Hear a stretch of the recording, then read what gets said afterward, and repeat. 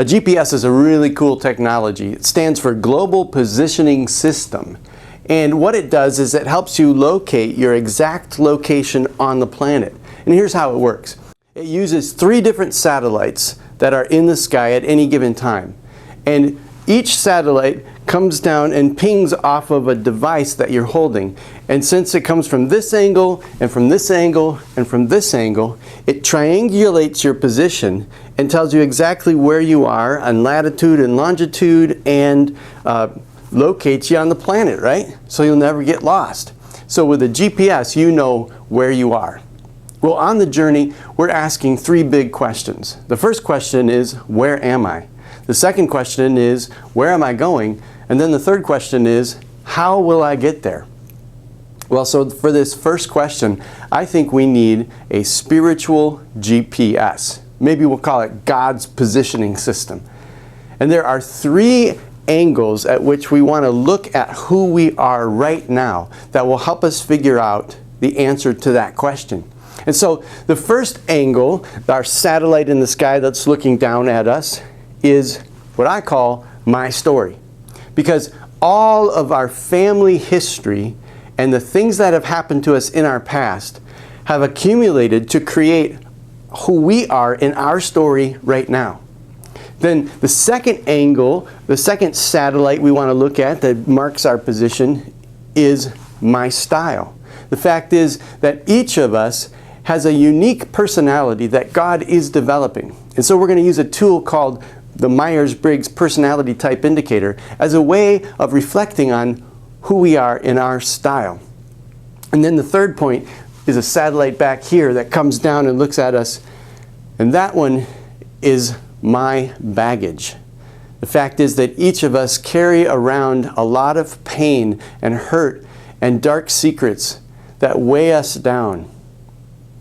And then there is a fourth component to the spiritual GPS, and that is time. Because the truth is, when we look back, time is coming towards us, and everything that has happened in our history has shaped who we are in this moment. And the only thing that we actually experience is the present moment. But the present moment is fleeting. It's always now, but always leaving us. But then, when we look toward the future, we wonder, where are we going? And here's a really important part of the spiritual GPS, and what this journey is all about, is after we've triangulated our position, we have to ask ourselves, which direction are we looking? Because sometimes people can get caught up in looking backward, remembering the good old days and trying to get back to a time when things were better. And even as Christians, we can sometimes have this idea that if we could only get back to the way it was in the Bible times, or if we could just get back and wonder, what did Jesus do? What was Jesus like? And we focus backwards. Here's the problem with that.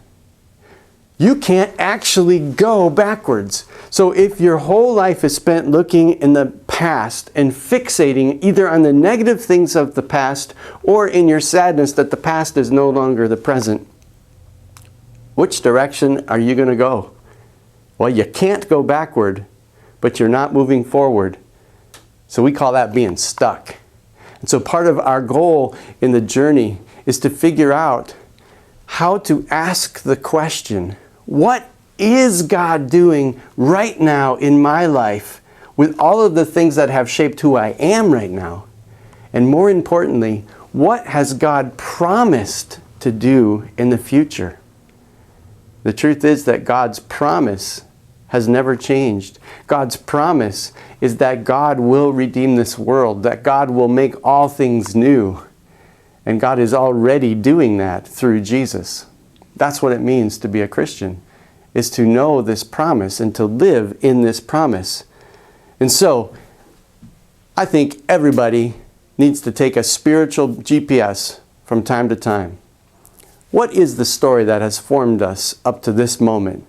What is the style that helps me know how I interact with God, with myself, and with each other? And what is the baggage that I've acquired along the way that's weighing me down, and how can I get rid of it so that I can think about what is God doing now and what is my hope for a preferred and promised future. So I hope that you will take a spiritual GPS to help you on your journey.